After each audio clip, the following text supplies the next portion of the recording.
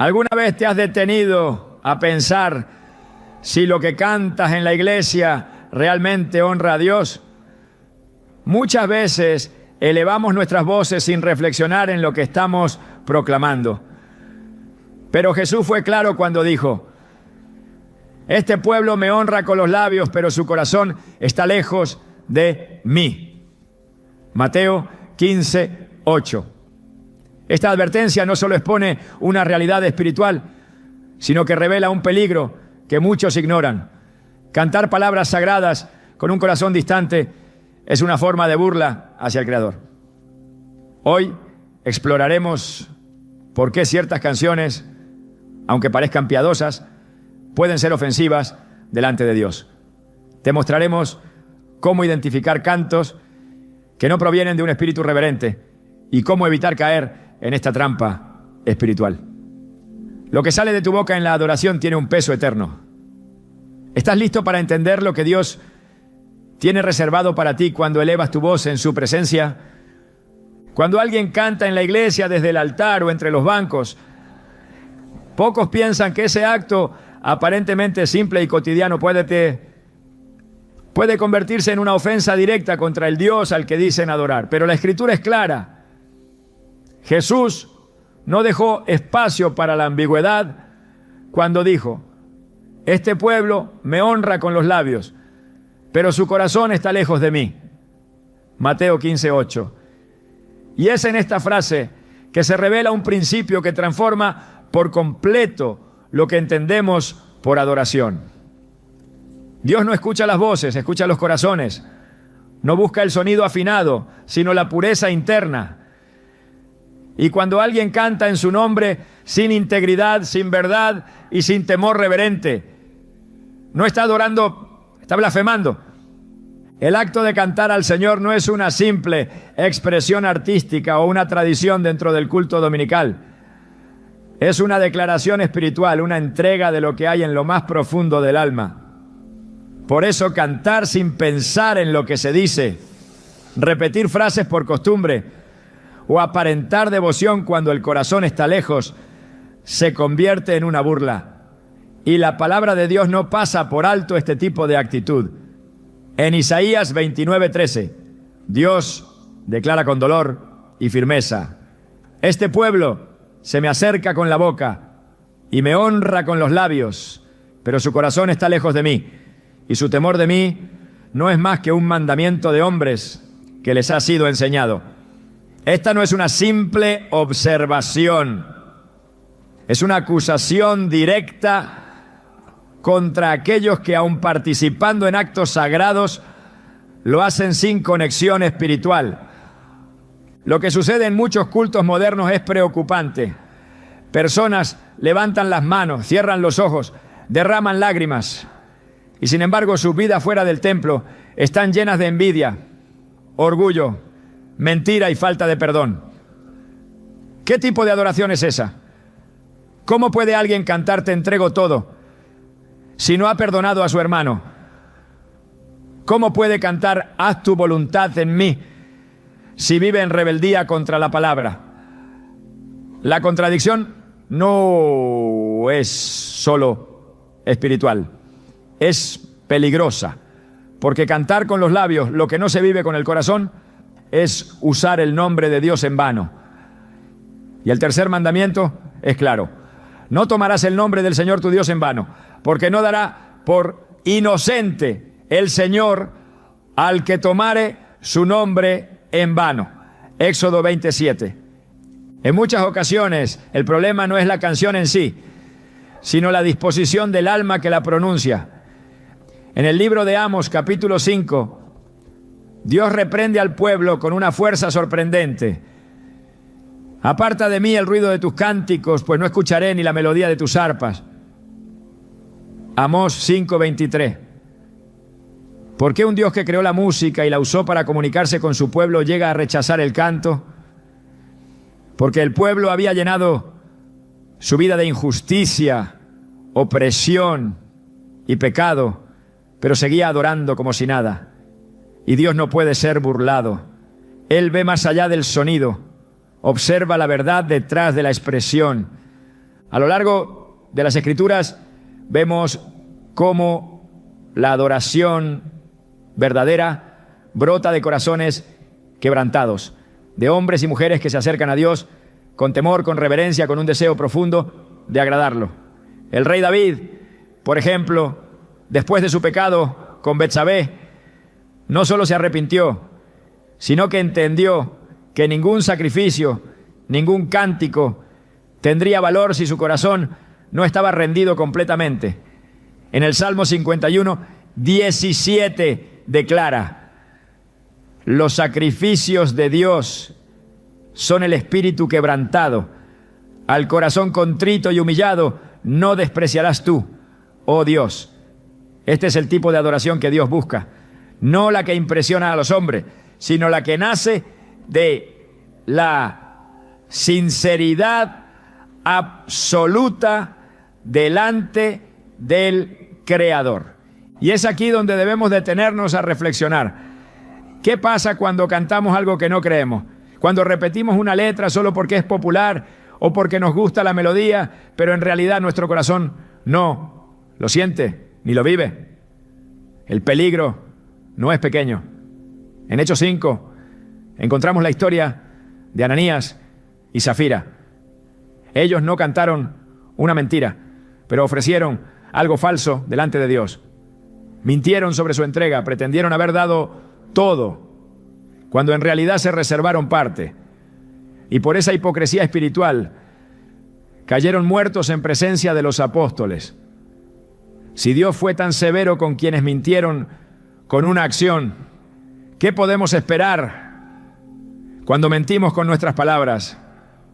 Y más aún cuando esas palabras están dirigidas a Él. Cantar con el corazón alejado de Dios es participar de un acto santo de forma profana. Es como presentar fuego extraño en el altar, como hicieron Nadab y Abiú en Levítico 10. Ellos eran sacerdotes, conocían los rituales, pero decidieron adorar a su manera, no según las instrucciones divinas, y la consecuencia fue inmediata. Y salió fuego de delante del Señor y los consumió. Esto nos enseña que no podemos acercarnos a Dios como queramos, ni cantar como nos plazca.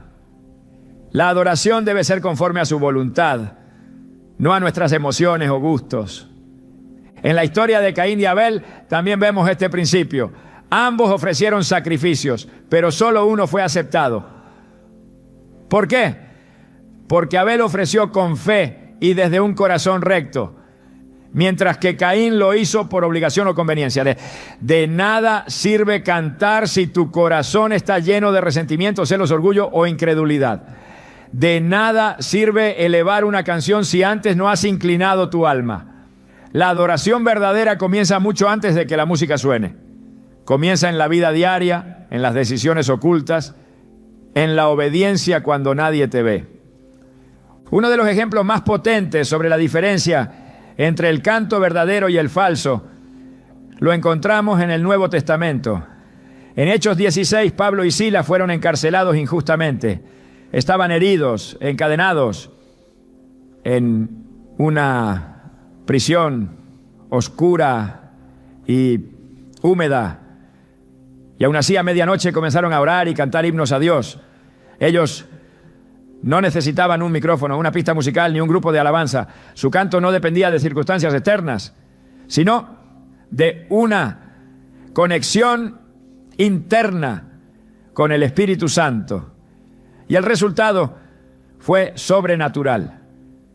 De repente se produjo un gran terremoto, de tal manera que los cimientos de la cárcel se sacudieron y al instante se abrieron todas las puertas y las cadenas de todos se soltaron. Hechos 16, 26.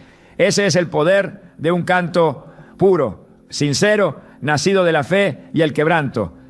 Contrasta eso con muchos cultos modernos donde se canta con entusiasmo pero sin transformación, donde las letras hablan de entrega, pero los corazones siguen atados, donde se proclama tú eres el centro mientras se sigue viviendo para uno mismo. No se trata de entonar frases correctas, sino de vivir una vida coherente con lo que se canta.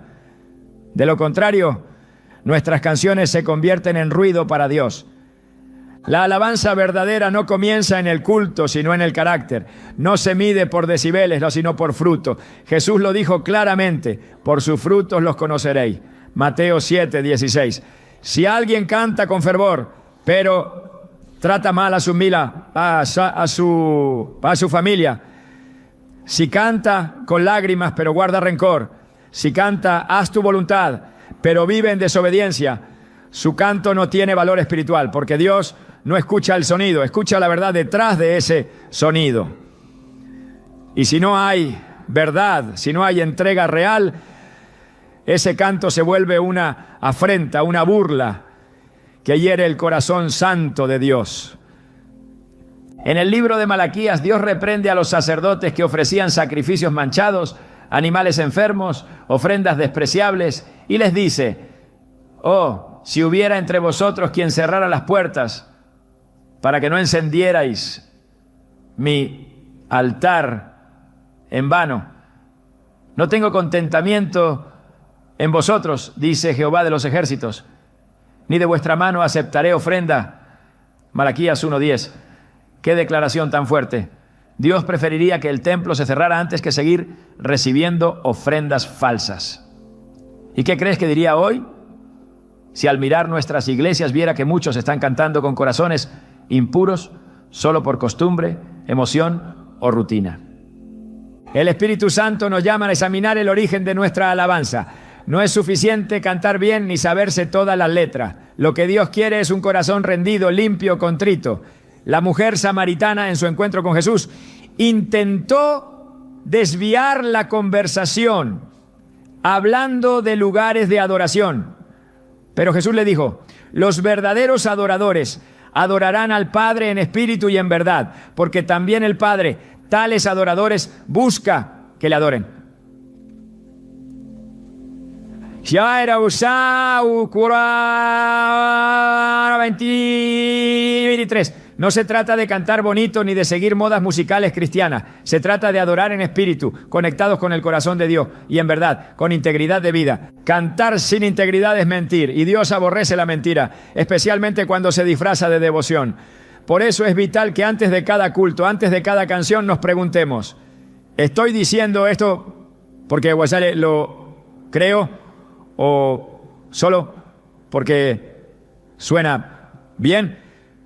¿Estoy adorando con verdad o representando un personaje espiritual que solo existe los domingos?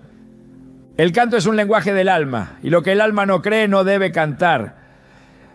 No se trata de perfección, sino de sinceridad. Dios no espera que seas impecable, pero sí espera que seas honesto.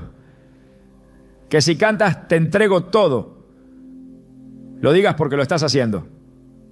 Que si cantas haz tu voluntad, sea porque estás dispuesto a obedecer, aunque duela. Esa es la alabanza que sube como incienso agradable, que toca el cielo y transforma la tierra. Y si alguna vez te das cuenta de que estás a punto de cantar algo que no vives, no lo cantes, guarda silencio, arrepiéntete, habla con Dios. Él prefiere tu silencio genuino que una canción falsa. Prefiere una lágrima de quebranto que 1000 voces fingidas. Porque para Él el corazón importa más que la melodía. Hay canciones que conmueven a la congregación, que mueven emociones, que hacen llorar y levantar las manos. Sin embargo, no toda letra que parece espiritual está alineada con la palabra de Dios. Y cuando una iglesia entona frases que distorsionan la verdad bíblica, lo que se canta no edifica, contamina. Cada palabra que se pronuncia en un culto es una declaración doctrinal. Y cuando esa declaración es falsa, no solo se pierde el propósito del canto, sino que se siembra error en medio de una atmósfera que debería ser sagrada. Jesús advirtió que vendrían tiempos en que muchos serían engañados por palabras suaves y enseñanzas erróneas. En Mateo 7:15 declaró con firmeza: cuídense de los falsos profetas.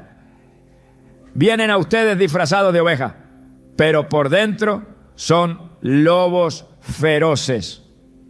Esta advertencia aplica no solo para predicaciones, sino también para la música, porque cada canción que se canta desde un púlpito o se proyecta en la pantalla de una iglesia se convierte en una forma de enseñanza, en una herramienta doctrinal que moldea lo que las personas creen sobre Dios, sobre sí mismas y sobre la vida cristiana.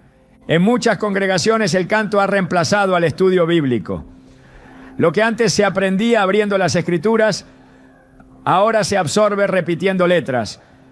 Pero si esas letras están llenas de conceptos erróneos, promesas que Dios nunca hizo o visiones distorsionadas de la gracia, lo que se está cultivando no es fe, es confusión. El apóstol Pablo lo vio venir y por eso en 2 Timoteo 4:3-4 dijo: porque llegará el tiempo en que no soportarán la sana doctrina, sino que teniendo comezón de oídos, se amontonarán maestros conforme a sus propias pasiones y apartarán de la verdad el oído y se volverán a los mitos. Esta profecía describe exactamente lo que ocurre cuando una iglesia canta lo que desea escuchar, no lo que Dios ha dicho. Una letra que pone al hombre en el centro, que exalta los sentimientos por encima de la verdad, que presenta a Dios como un sirviente de nuestros deseos y no como el Señor soberano. Es una letra peligrosa, porque lo que se repite en la alabanza no solo emociona, también moldea la fe. El corazón es influenciado por lo que la boca declara. Proverbios 18:21 lo afirma sin titubeos. La muerte y la vida están en poder de la lengua, y los que la aman comerán de sus frutos. Si lo que se canta está impregnado de falsedad, de error o una visión distorsionada de Dios, el alma que lo entona terminará creyendo una mentira. Una de las formas más comunes en que las letras desvían la verdad es al ofrecer promesas que Dios nunca garantizó. Se canta que todo saldrá bien, que nunca habrá sufrimiento, que si creemos suficiente seremos ricos, sanos y victoriosos. Pero esa no es la enseñanza del Evangelio. Jesús dijo claramente: en el mundo tendréis aflicción, pero confiad, yo he vencido al mundo. Juan 16:33.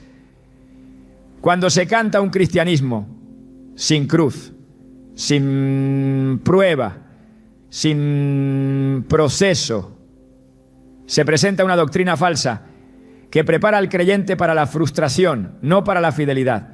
Y cuando esa frustración llegue, muchos abandonarán la fe porque fueron enseñados a través de canciones a esperar una vida que Dios nunca prometió. El error no siempre es evidente. A veces una sola palabra en una letra puede cambiar por completo el sentido bíblico de una verdad.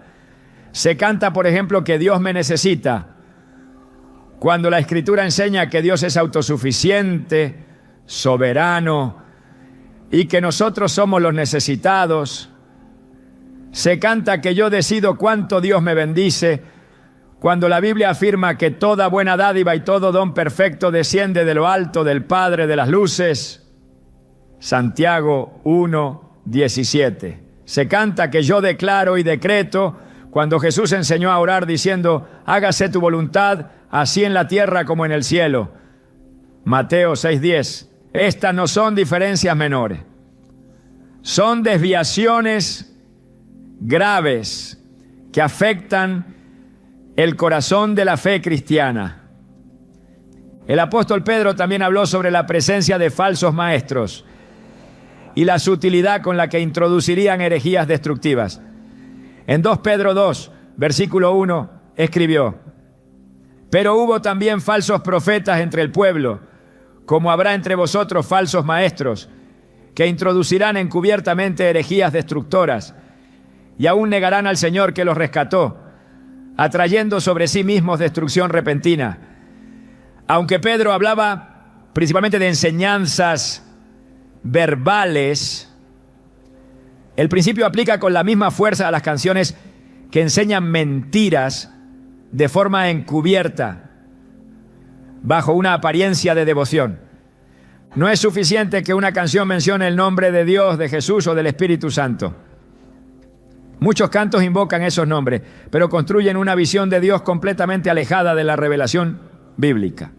Se canta a un Dios tolerante, que nunca corrige, que solo afirma, que nunca disciplina, que se adapta a nuestras emociones y no exige santidad.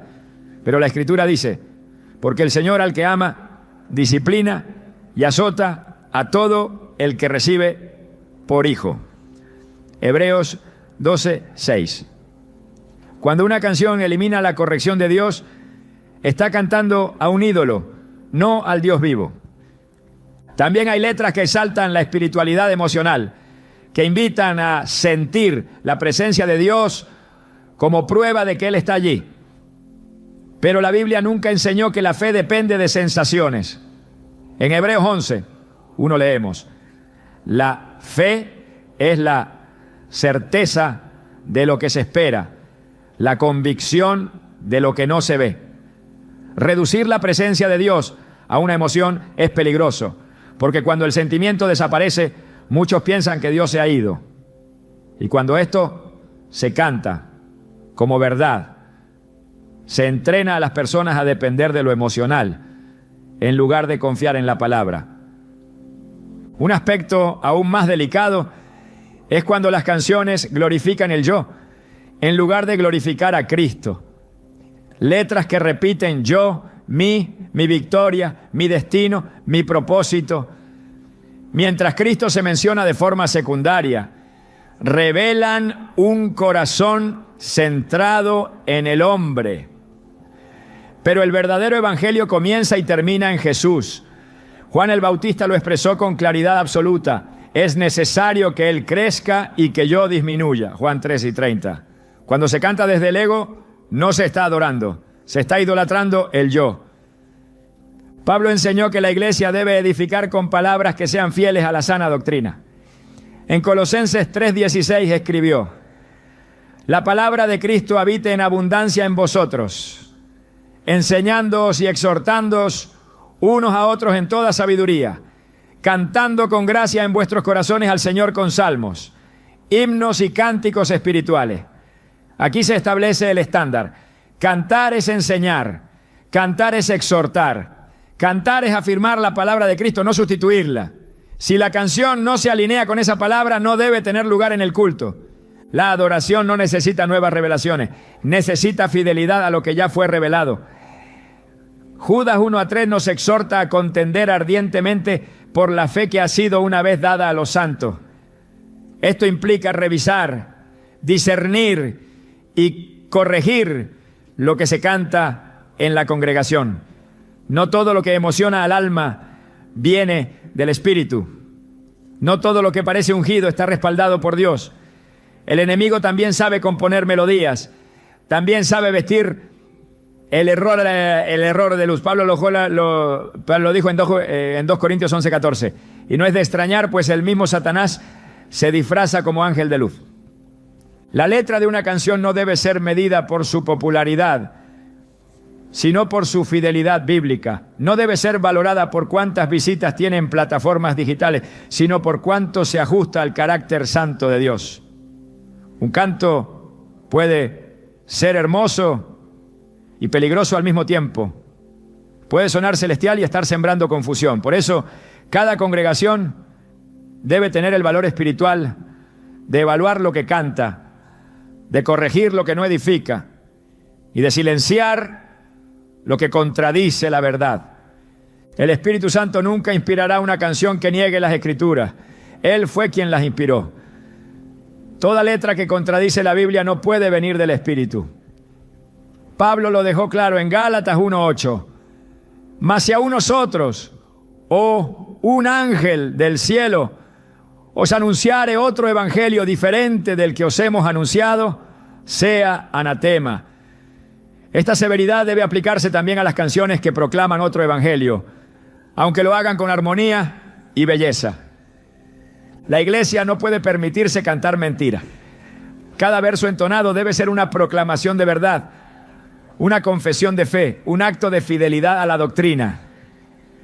Si el canto se convierte en un espacio de error, toda la adoración pierde su pureza.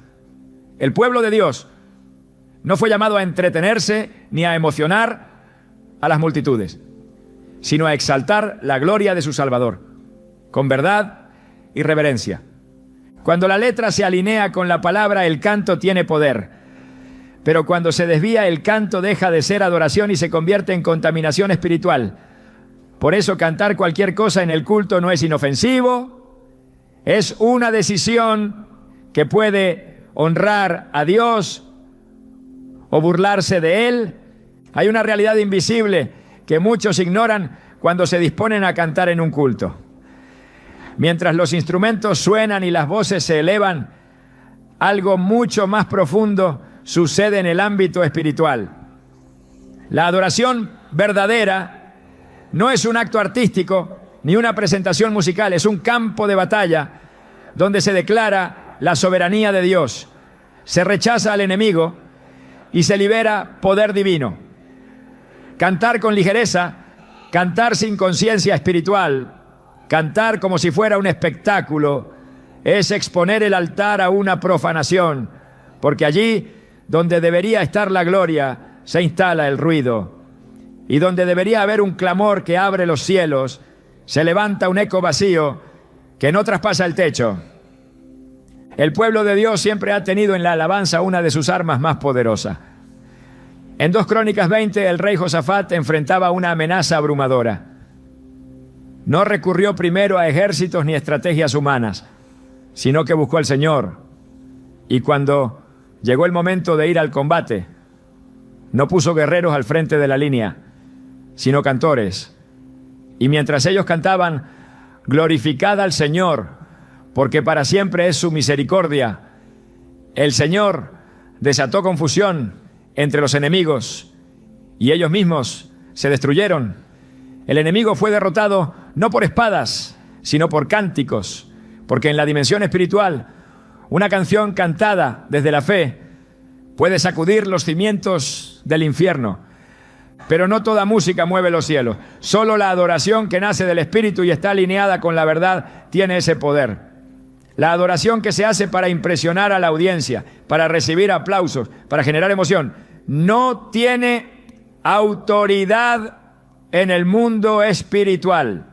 Cuando se canta como un espectáculo, se desactiva el poder del altar, porque Dios no respalda el ego, no unge la vanidad, no se manifiesta en lo superficial. Jesús dijo, Dios es espíritu, y los que le adoran en espíritu y en verdad es necesario que adoren. Juan 4:24. Esa necesidad implica una exclusividad. Solo así la adoración se convierte en una declaración de guerra contra las tinieblas. Cuando la iglesia canta con entendimiento, las cadenas se rompen. Así ocurrió en Hechos 16. Pablo y Silas, encarcelados injustamente en lo profundo de una prisión romana, heridos, humillados, decidieron no quejarse, no murmurar, no desanimarse. Decidieron cantar, y mientras oraban y entonaban himnos, las puertas de la cárcel se abrieron y las cadenas cayeron. No fue un concierto, fue una batalla espiritual ganada en la alabanza. Las paredes de piedra no pudieron contener el poder que emanó de esos cánticos, porque cuando se canta con fe, incluso en medio del dolor, el cielo responde. Por eso, trivializar el canto en el culto es entregarle el arma al enemigo. Cuando lo sagrado se convierte en un show, se desactiva el potencial espiritual.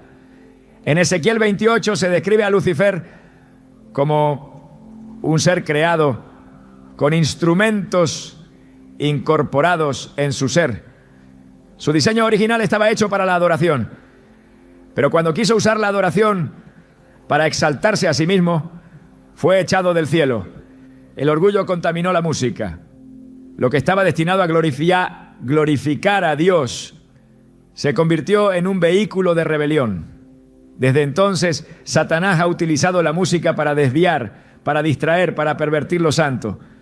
Por eso, donde hay adoración sin espíritu, sin verdad y sin santidad, él se infiltra. En muchas iglesias lo que debería ser un altar se ha convertido en una tarima. Lo que debería ser una ofrenda se ha convertido en una producción. Luces, humo, vestuarios, coreografías. El pueblo aplaude, se emociona, llora, pero el cielo guarda silencio, porque la adoración no es para conmover a los hombres, sino para mover la voluntad de Dios. Cuando Aarón ofreció sacrificio conforme a las instrucciones de Moisés, el fuego de Dios descendió y consumió la ofrenda. Pero cuando Nadab y Abiú presentaron fuego extraño, fueron consumidos ellos. No todo fuego viene del cielo y no toda emoción es unción. El libro de Apocalipsis nos muestra una escena poderosa. Multitudes alrededor del trono cantan día y noche. Santo, santo, santo es el Señor Dios Todopoderoso, el que era, el que es y el que ha de venir. Apocalipsis 4:8. En esa adoración no hay distracciones, no hay protagonismo humano, no hay melodías centradas en el yo. Hay reverencia, hay temor, hay reconocimiento absoluto de la majestad divina. Esa es la adoración que paraliza al infierno. Esa es la adoración que llena los cielos de gloria. Todo lo demás, todo lo que busca entretener, distraer o complacer a la carne, es ruido sin peso eterno. La iglesia necesita recuperar el sentido de urgencia espiritual cada vez que canta. El culto no es un ensayo musical, es una reunión de guerra. Cada nota, cada palabra, cada melodía debe estar impregnada de propósito. No se canta para llenar un espacio en el programa. Se canta para declarar que Dios reina, que Jesús es Señor, que las tinieblas han sido vencidas. Se canta como lo hacían los levitas, designados exclusivamente para ministrar al Señor con pureza, vestidos de santidad, consagrados por completo. No había improvisación, no había descuido, porque entendían que lo que hacían afectaba el mundo espiritual. En el desierto, cuando Moisés edificó el tabernáculo conforme a las instrucciones de Dios, cada detalle fue supervisado por el Espíritu. No se permitía improvisación en lo que era sagrado. Los cantos, los instrumentos, los sacrificios, todo tenía un orden. Porque la presencia de Dios no habita en el desorden, ni en la ligereza, ni en lo carnal. Y si esto fue así bajo el antiguo pacto, ¿cuánto más bajo el nuevo pacto? Sellado con la sangre del Cordero, deberíamos acercarnos al altar con temor reverente, sabiendo que el que preside el culto no es el líder de alabanza, sino Cristo mismo. Cuando una congregación canta desde el alma, pero sin el espíritu, está peleando con armas sin filo. Cuando se canta por rutina y no por revelación, se convierte en una actividad religiosa sin impacto. Jesús dijo que sin Él nada podemos hacer. Eso incluye cantar. Solo cuando el Espíritu Santo guía el canto, hay fruto.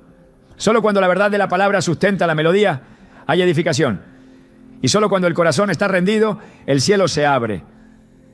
En 2 Reyes 3, el profeta Eliseo fue llamado a profetizar en un momento crítico. Pero antes de hablar, pidió que le trajeran un músico. Y mientras el músico tocaba, la mano del Señor vino sobre Eliseo. La música no era decorativa, era un canal para la presencia de Dios. No era un relleno litúrgico, era una preparación espiritual. Pero no cualquier música, no cualquier sonido. Era una adoración ungida, dirigida, consagrada. Esa es la música que libera palabra profética, que abre los cielos, que prepara el terreno para la intervención divina. Hoy muchas iglesias han confundido lo ungido con lo popular, confunden emoción con presencia y han hecho del altar un escenario. Pero donde hay espectáculo, Dios no se manifiesta. Cuando Salomón terminó de orar y el templo fue dedicado, descendió fuego del cielo y la gloria del Señor llenó la casa, al punto que los sacerdotes no podían ni entrar. 2 Crónicas 7, 1-2. No hubo espectáculo, hubo reverencia, no hubo entretención, hubo gloria. En el Nuevo Testamento, Pablo y Silas no cantaron para animarse mutuamente. Cantaron porque sabían que la alabanza es una herramienta de guerra. Cantaron porque entendían que en medio del dolor Dios se glorifica cuando se le exalta. No buscaron sentirse bien. Buscaron honrar al Altísimo y Dios respondió con terremoto, con libertad, con salvación. Así opera el cielo. Cuando la adoración es genuina, las prisiones se abren, los corazones se quebrantan y las cadenas espirituales se rompen. El enemigo no teme a la música, teme a la alabanza verdadera, teme a un pueblo que canta con verdad. Porque sabe que la adoración dirigida al Cordero lo desplaza, lo desarma, lo expone. En la tentación del desierto, Satanás ofreció a Jesús todos los reinos del mundo a cambio de una sola cosa: adoración. Todo esto te daré si postrado me adoras. Mateo 4:9. Porque él sabe que quien controla la adoración, controla la dirección del corazón. Y si puede contaminar el canto, puede desviar la fe. Pero Jesús respondió con la espada del Espíritu: al Señor tu Dios adorarás y a Él solo servirás. Mateo 4:10.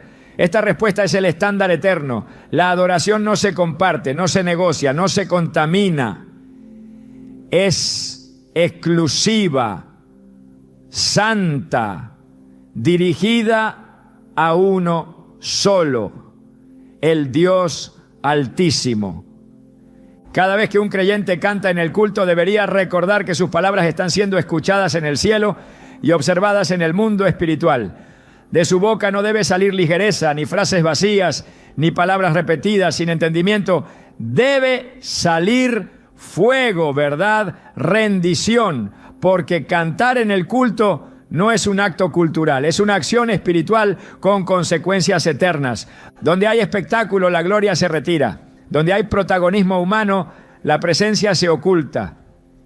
Lo que fue creado para exaltar a Dios se transforma en una plataforma de autoexaltación. Y el canto que debería subir como incienso se queda atrapado en el aire, sin destino. Esta es la tragedia que ocurre cuando lo sagrado se convierte en una exhibición. Y aunque los hombres no lo vean, el cielo sí lo registra. Porque para Dios la intención pesa más que el sonido. Y la motivación detrás del canto es tan importante como la letra misma. No se puede fingir adoración. No se puede actuar humildad. No se puede producir unción. En el Antiguo Testamento la gloria de Dios se manifestaba como una nube que llenaba el templo. Cuando el pueblo actuaba con reverencia, esa gloria descendía con poder. Pero cuando Israel comenzó a mezclar lo santo con lo profano, cuando permitieron que el culto se contaminara con intereses ajenos, el profeta Ezequiel vio con sus propios ojos cómo la gloria de Dios se apartaba del templo. La escena es devastadora. La gloria se levantó del umbral de la casa y se fue. No hubo juicio inmediato. No hubo estruendo. Solo el silencio de un lugar vacío. Una estructura sagrada sin presencia. Una reunión sin Dios. Porque Él no comparte su gloria con nadie. Y donde el culto gira en torno al hombre, Dios se retira. Jesús confrontó este mismo problema en su generación. No con los impíos ya, sino con los religiosos. Aquellos que hacían largas oraciones para ser vistos. Aquellos que daban limosnas haciendo sonar trompetas. Aquellos que ayunaban con rostros tristes para que los hombres los admiraran. En Mateo 6, el Señor no solo expone su hipocresía, sino que también deja claro que ya tienen su recompensa. Lo que hacen, lo hacen para el público. Y esa es la única paga que recibirán. Pero cuando se canta para ser notado, cuando la entonación se vuelve una competencia, cuando la plataforma se convierte en un escenario, el culto deja de ser para Dios y se convierte en un espectáculo religioso. En nuestros días, esta distorsión ha adoptado formas aún más sofisticadas.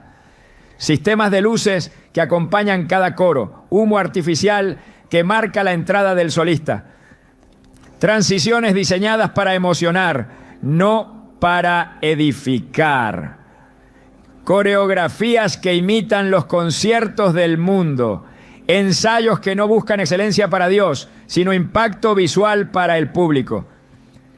Las cámaras se enfocan más en el intérprete que en el mensaje. Los aplausos reemplazan al quebranto. La estética desplaza a la unción. Y lo más preocupante es que en medio de todo eso muchos creen que están adorando. Pero Dios no habita en un espectáculo. Dios no se manifiesta donde se busca entretenimiento disfrazado de espiritualidad.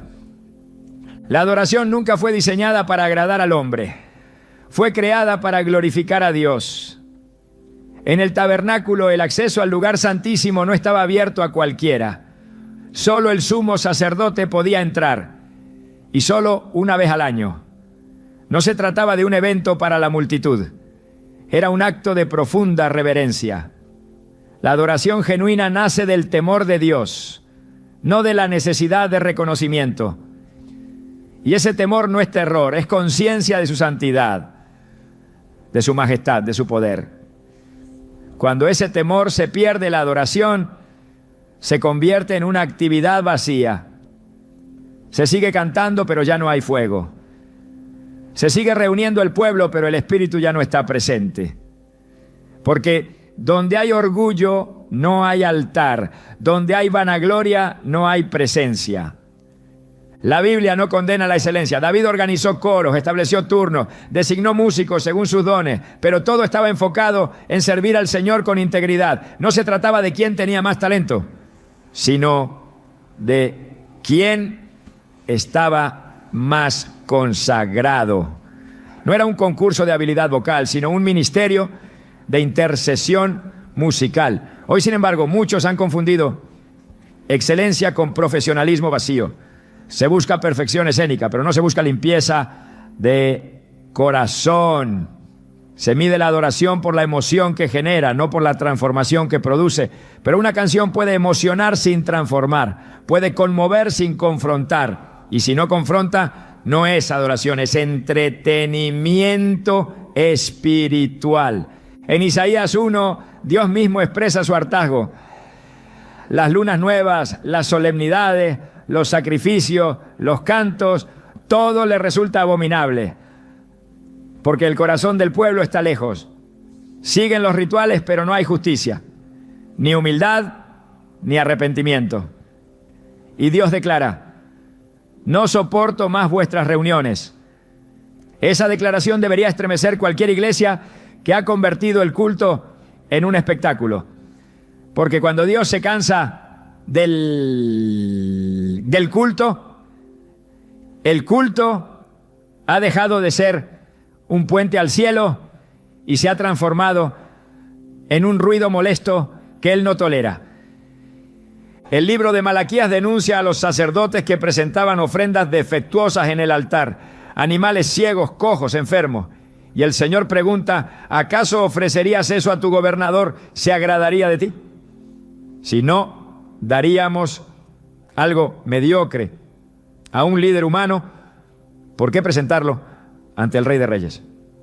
Hoy muchas iglesias presentan canciones sin profundidad, sin doctrina, sin reverencia. Letras que exaltan al cantante más que al Salvador, arreglos que buscan ovaciones más que obediencia. El altar ha sido reducido a un escenario y lo que debía ser sagrado se ha vuelto espectáculo. Jesús limpió el templo de los cambistas, de los que habían hecho de la casa de oración una cueva de ladrones. Y hoy, si entrara físicamente en muchos templos, ¿qué encontraría? Oración o producción, adoradores o artistas, silencio reverente o gritos vacíos, palabra o performance. El mismo celo que lo movió a volcar las mesas lo mueve aun cuando ve que su nombre es usado para glorificar al hombre. La adoración no puede ser mercantilizada, no puede ser manipulada, no puede ser convertida en un producto para consumo masivo, porque el Dios al que se canta es fuego consumidor. El pueblo de Israel conocía la diferencia entre espectáculo y presencia. Cuando el arca del pacto era llevada con irreverencia, como en el caso de Usa, el juicio caía de inmediato, porque el arca representaba la presencia misma de Dios y no se podía tocar, mover o manipular a voluntad. Solo podía ser llevada según el orden establecido por el Señor. Hoy el canto en el culto debería ser tratado con ese mismo respeto. Cada letra, cada nota, cada gesto debería ser ofrecido con temor, sabiendo que no se canta ante hombres, sino ante un Dios santo, justo, celoso de su gloria. Los fariseos hacían todo para ser vistos por los hombres. Jesús los denunció públicamente llamándolos sepulcros blanqueados. Su apariencia era impecable, pero por dentro estaban llenos de muerte. En el canto también puede ocurrir lo mismo. Una voz afinada, una interpretación emotiva, una puesta en escena impactante, pero detrás un corazón vacío, una vida desconectada de la fuente, una intención contaminada por el deseo de ser admirado. El sepulcro puede estar bien pintado, pero sigue siendo sepulcro. La música puede estar bien ejecutada, pero si no nace del Espíritu no tiene valor ante Dios. En primera epístola a los Corintios 13, Pablo lo expresa con precisión. Si hablo lenguas humanas y angélicas, pero no tengo amor, soy como un metal que resuena o un címbalo que retiñe. Lo mismo se aplica al canto. Si no hay verdad, si no hay humildad, si no hay entrega, entonces lo que suena es solo un ruido, una vibración sin esencia, un eco sin profundidad. Dios no escucha lo que el hombre escucha. Mientras la iglesia aplaude, el cielo puede guardar silencio, porque el juicio de Dios no se basa en la emoción que provocamos, sino en la obediencia que demostramos. El Espíritu Santo no se manifiesta en medio del orgullo, no se mueve donde hay manipulación, no unge lo que ha sido diseñado para la carne. Él habita donde hay quebranto, donde hay verdad, donde hay rendición. Y si el canto en el culto no busca agradar a Dios, sino entretener a la audiencia, entonces no hay lugar para su presencia. Porque el Espíritu no comparte el escenario con el ego. Donde uno reina, el otro se retira. Y cuando el Espíritu se retira, no importa cuán hermoso suene la música, el cielo está cerrado. Por eso cantar cualquier cosa, de cualquier manera, con cualquier motivación, no es un asunto menor, no es una cuestión de estilo, ni de cultura, ni de generación. Es una cuestión de santidad, de honra, de fidelidad. Cantar en el culto debe ser un acto tembloroso, como quien se acerca al Monte Santo, como quien se quita las sandalias porque sabe que está pisando tierra sagrada, como quien entiende que cada palabra pronunciada en adoración sube ante de un Dios que todo lo ve y todo lo pesa. No se puede jugar con eso. No se puede usar eso para construir reputaciones humanas. No se puede manipular lo santo. Cuando el canto se convierte en espectáculo, se pierde lo más valioso, la manifestación de la gloria de Dios. Y cuando esa gloria se va, todo lo demás es irrelevante. Sin presencia no hay poder. Sin poder no hay transformación. Sin transformación no hay fruto. Solo un ciclo interminable de reuniones sin impacto, de cultos sin profundidad, de canciones sin eternidad. Por eso hay que volver a lo esencial. Volver al altar, volver al corazón quebrantado, volver a la adoración que no necesita luces ni cámaras, porque tiene la atención del cielo. No hay acto más contradictorio en el altar que cantar sobre el amor de Dios mientras se guarda rencor en el corazón. No hay ofensa más grave que proclamar entrega total mientras se encubre un pecado sin confesar. Porque cantar desde un corazón no arrepentido es convertir la adoración en un acto vacío, en un teatro espiritual que no honra al Cordero, sino que desprecia su sangre. Y cuando el canto no nace de la limpieza, cuando no brota de una vida reconciliada con Dios, entonces no hay alabanza, solo una simulación que en el cielo se percibe como una burla. El sacrificio de Cristo en la cruz no fue simbólico, fue definitivo, fue un acto de redención absoluta, un precio incalculable pagado con sangre por los pecados de la humanidad. Cada gota derramada tiene valor eterno. Cada herida sufrida lleva el peso de nuestra culpa. Por eso, cantar en su nombre, sin reconocer lo que Él ha hecho, sin rendirse por completo a ese sacrificio, es tratar como común lo que el cielo considera sagrado. Hebreos 10, 29. Lo expresa con una severidad que no se puede suavizar. ¿Cuánto mayor castigo pensáis que merecerá el que pisoteare al Hijo de Dios y tuviere por inmunda la sangre del pacto en la cual fue santificado, hiciera afrenta al Espíritu de gracia? Este no es un lenguaje simbólico, es una advertencia directa contra aquellos que usan los santos sin respeto, que se acercan al altar sin limpieza. Dios no recibe cánticos que nacen de corazones endurecidos. Él no acepta alabanzas de labios que no han sido purificados. El Salmo 66, 18 deja claro este principio. Si en mi corazón hubiese yo mirado a la iniquidad, el Señor no me habría escuchado.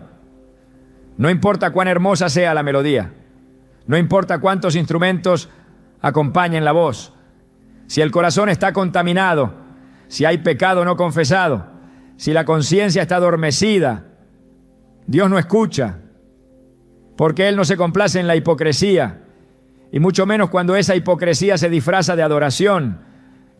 Cantar "te entrego todo" mientras se guarda resentimiento hacia un hermano es pronunciar una mentira directa en la presencia del Altísimo.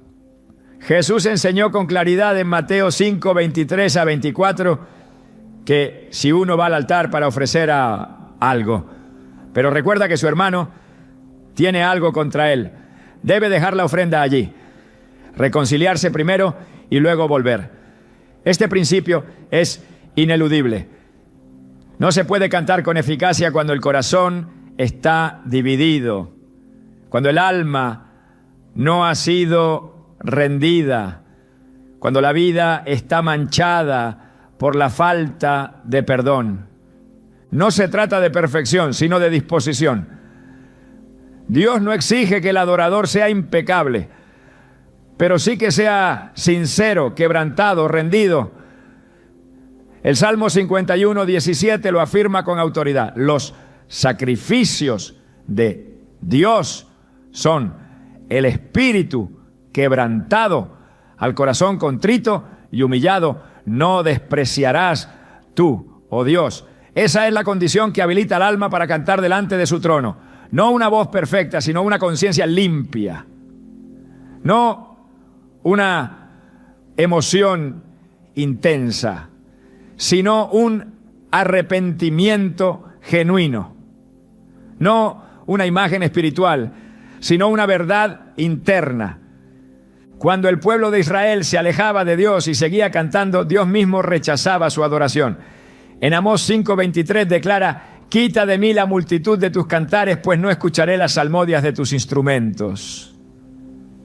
El Señor no fue ambiguo. No dijo que las canciones fueran incorrectas musicalmente. Dijo que no las escucharía porque el pueblo vivía en injusticia, en hipocresía, en apariencias vacías. La adoración desconectada del arrepentimiento es ofensiva a los oídos celestiales. La cruz es el punto de encuentro entre la justicia y la misericordia. Es el altar más alto donde la adoración debe comenzar.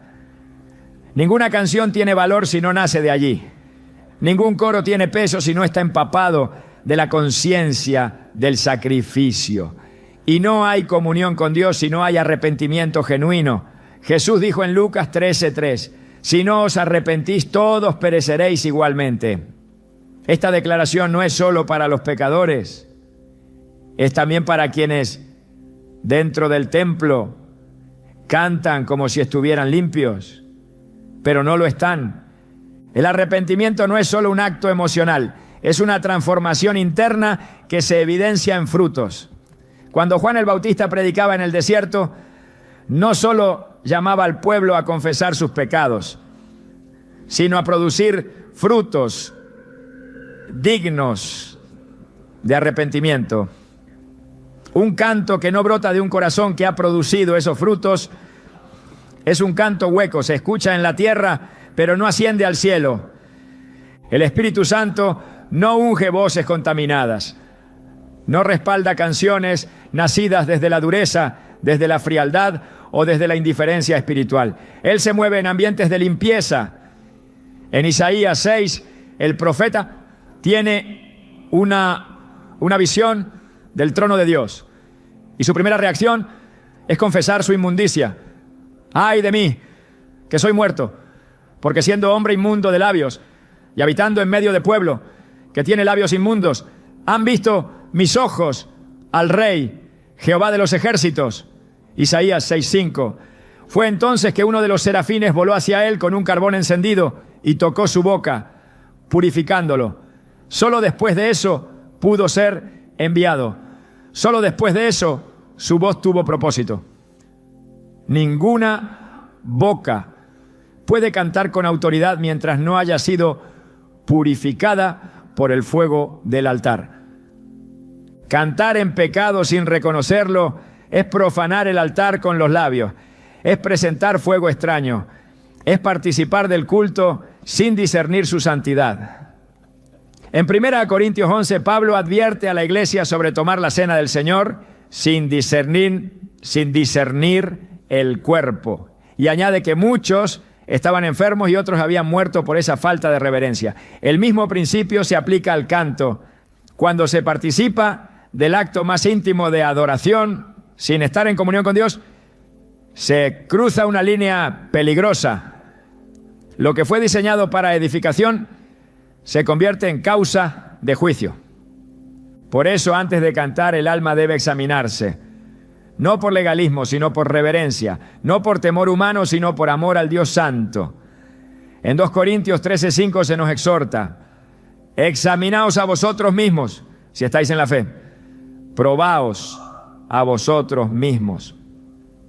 Esta evaluación no es opcional, es el filtro que separa la adoración verdadera del ritual vacío. Es la prueba que revela si lo que se entona es una ofrenda o una provocación. Dios no busca intérpretes, busca adoradores, no necesita perfección técnica, exige santidad, no quiere espectáculo, demanda obediencia.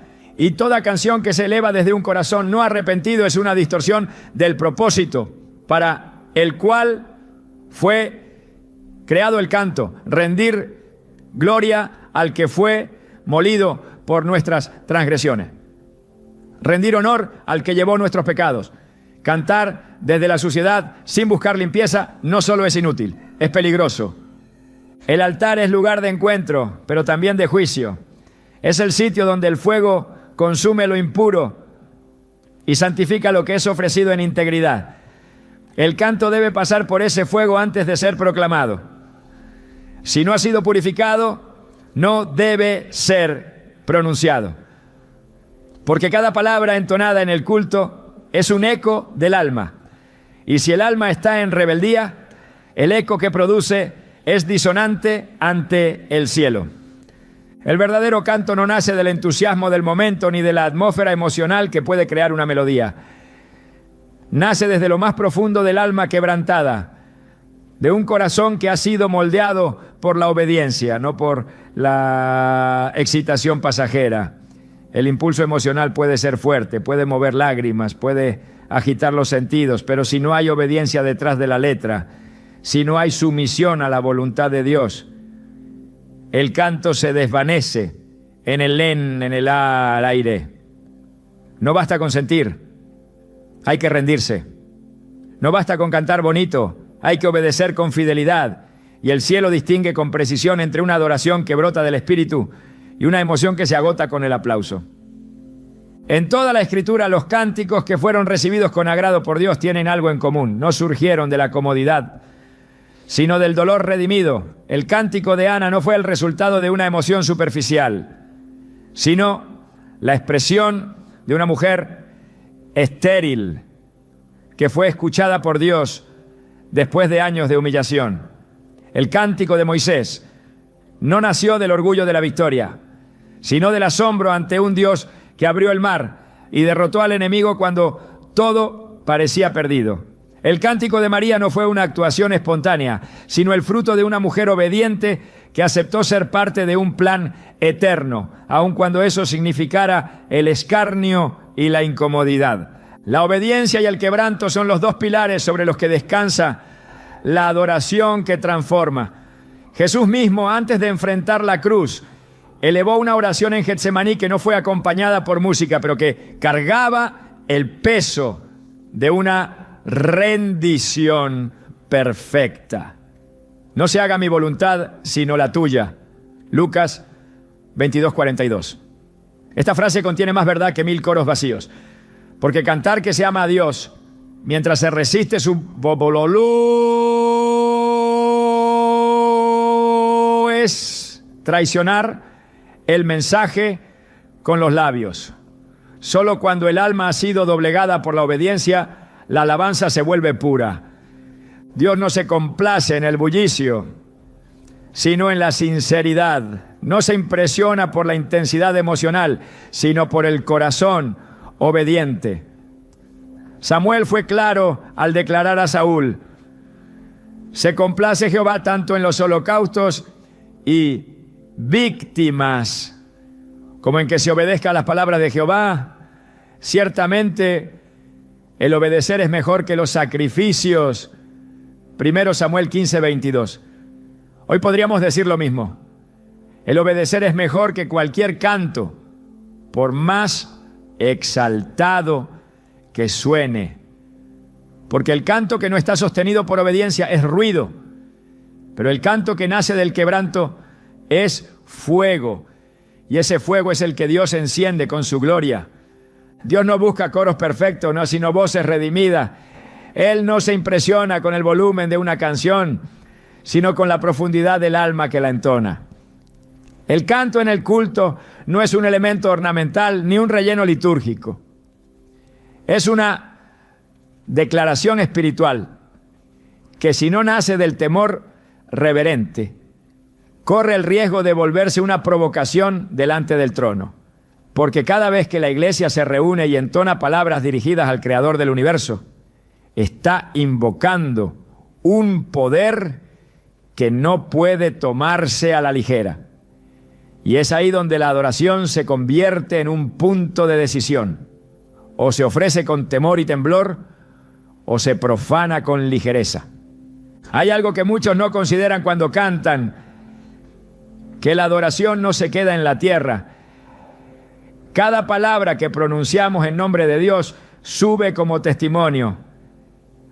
No solo los ángeles la oyen, también los principados, las potestades y los testigos invisibles que rodean nuestras vidas.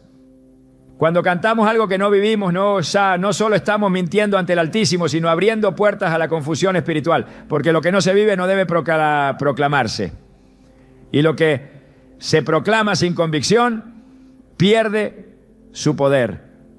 En el cielo, la alabanza no es un acto litúrgico, es un ambiente eterno. En la tierra debe ser un reflejo de esa realidad. No una simulación que entretiene al hombre pero deja intacto el corazón. La verdadera adoración no se limita al acto de cantar. Es una postura del espíritu que se manifiesta en cada aspecto de la vida. El creyente que canta con reverencia lo hace porque también vive con reverencia.